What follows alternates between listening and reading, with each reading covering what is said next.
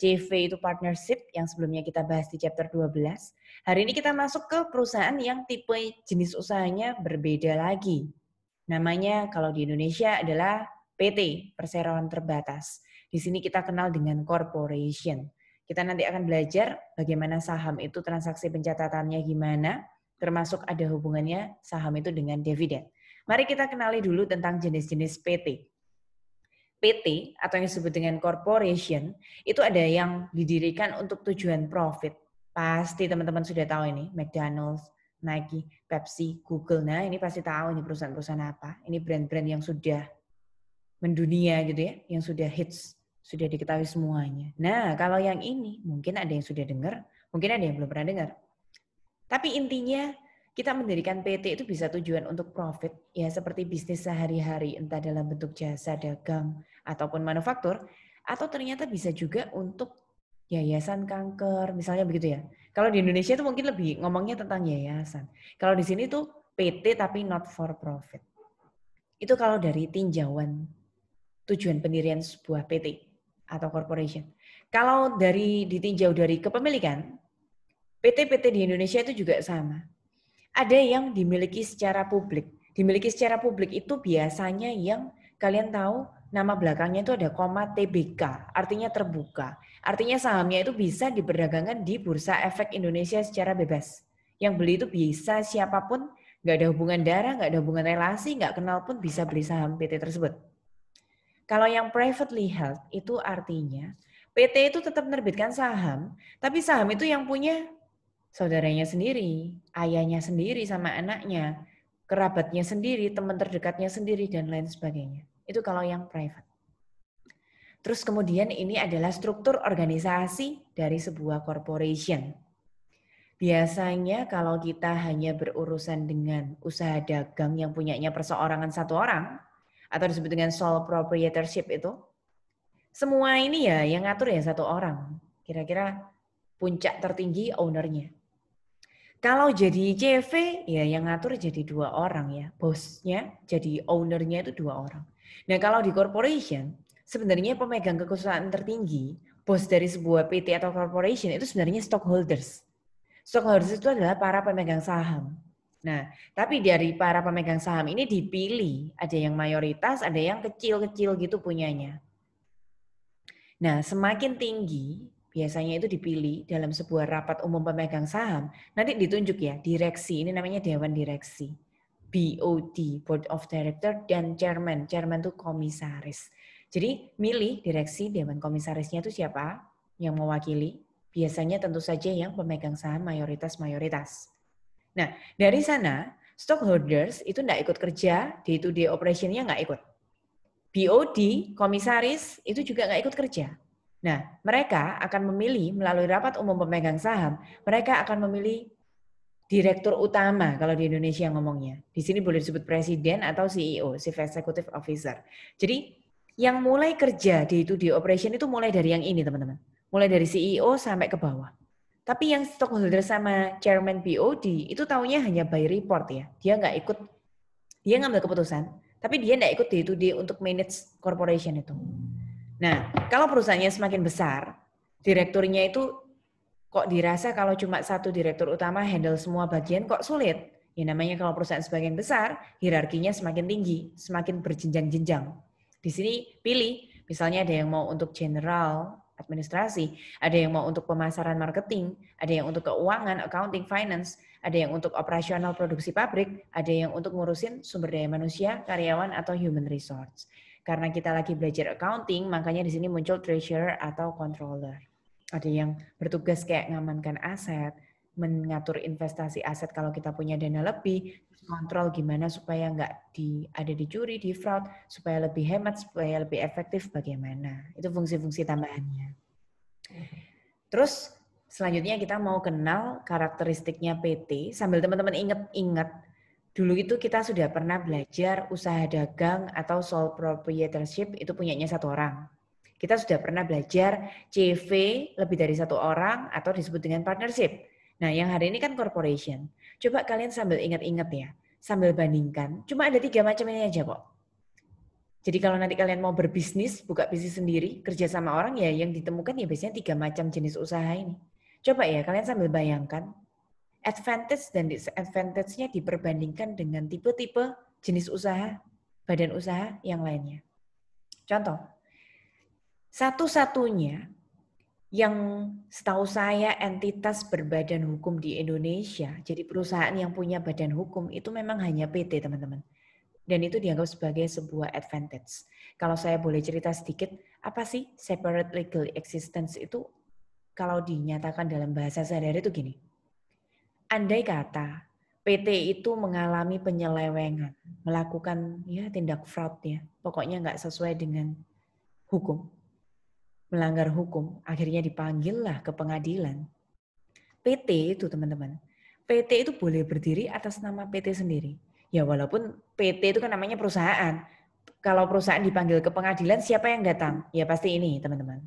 Yang ikut tadi day-to-day operation tertingginya. Leader tertingginya ya CEO itu tadi harus mau dipanggil ke pengadilan. Bedanya apa ya? Sama usaha satu orang usaha dagang sama CV. Kalau usaha dagang sama CV, yang duduk di pengadilan itu nama orangnya. Si A, si B, si C. Jadi yang masuk penjara istilahnya itu orangnya, A, B, C-nya. Tapi kalau PT, A, B, C, direktur tadi itu cuma duduk mewakili PT, tapi PT-nya yang istilahnya dalam tanda kutip dipenjarakan. Nah, semoga kalian nanti tahu itu dalam dunia sehari-hari, bukan untuk hal buruknya, tapi itu sebagai sesuatu advantage, teman-teman.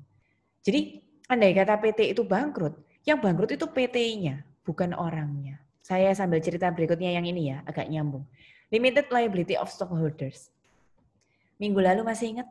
Kalau partnership itu unlimited liability. Yang hari ini limited liability. Artinya apa? Kalau sampai semua aset dijual, kok masih belum bisa mengcover hutang, nggak perlu jual aset yang bukan namanya PT. Jadi yang bisa dijual untuk melunasi hutang, jual aja semua aset, tanah, bangunan, kendaraan, dan aset-aset lain yang namanya PT saja. Jadi kalau ada suatu kekurangan uang, tidak perlu sampai direkturnya jual mobil pribadi gitu, enggak usah. Karena PT itu berdiri sendiri. Jadi yang perlu dijual yang bisa melunasi hutangnya PT ya PT itu sendiri. Itu teman-teman. Saya rasa saya setuju juga kalau itu dimasukkan advantage. Jadi banyak yang pilih PT untuk usahanya ya karena itu salah satu advantage-nya. Lalu transferable ownership right-nya mudah karena berupa saham. Jadi nggak usah ke notaris ABC. Nanti tambah temen D ke notaris lagi. Terus nanti D-nya berselisih sama B, tinggal A sama C. Terus nanti ubah akte lagi. Nggak usah seperti itu. Jadi kalau PT kan instrumennya memang cari modalnya berupa saham. Saham itu apalagi yang tadi PT publish, yang PT TBK terbuka, itu detik demi detik, menit-menit, jam-jam itu yang punya saham itu nggak mesti orang yang sama. Mungkin ada di antara kalian yang sudah belajar beli saham, trading saham, nah kan bener. Coba kalian amati itu. Belum tentu ya, menit yang ini saya punya sahamnya Indofood, bisa jadi 1 jam depan saya jual. Misalnya begitu, kira-kira begitu. Kemudian karena instrumennya pengumpulan modalnya berupa saham tadi, dirasa lebih gampang untuk mendapatkan capital. Acquire capitalnya gampang. Siapa yang mau beli saham kita? Apalagi tadi kalau berani go public, PT TBK terbuka. Siapapun yang mau tertarik beli saham kita, wah kita bisa dapat tambahan uang dari sana. Terus, nah ini continuous life. Continuous life kalau di sini advantage ya. Kalau di dunia sehari-hari saya continuous life itu saya masukkan setengah untung setengah rugi, tergantung tujuan kalian.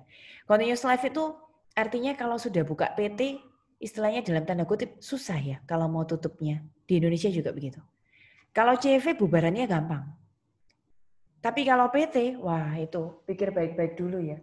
Biasanya kalau sudah benar-benar serius mau kerja sesuatu itu baru kalian dirikan PT. Biasanya makanya minggu lalu kan saya bilang, anak-anak itu biasanya kalau coba-coba CV dulu, baru PT. Ya ini salah satunya, continuous life, susah bubar. Bubarnya itu ada kayak mekanisme prosedurnya. Bahkan sampai harus ada surat keputusan pengadilan, dan kalian harus kayak mewartakan itu di surat kabar gitu loh. Kayak menyatakan PT ini benar-benar tutup, PT ini benar-benar pilot gara-gara apa, surat keputusan pengadilan nomor berapa. Itu harus kayak itu. Kalau CV nggak usah teman-teman. Terus kemudian ada corporate management. Di sini dibilang advantage. Kalau bagi saya, oh ini benar ya. Ternyata bisa juga disadvantage. Kenapa? Ini yang tadi saya bilang. Stockholder sama BOD itu enggak ikut day-to-day operation. Yang disebut dengan corporate management itu mulai kedudukan tertinggi, jabatan tertinggi tadi direktur utama, CEO, sama direktur bagian pemasaran, keuangan, operasional, dan lain-lain. Di bawahnya ada manager, ada supervisor, kemudian biasanya bagian paling jenjang yang lebih bawahnya namanya staff. Nah, itu yang namanya corporate management. Corporate management itu berarti stockholders itu percaya ya.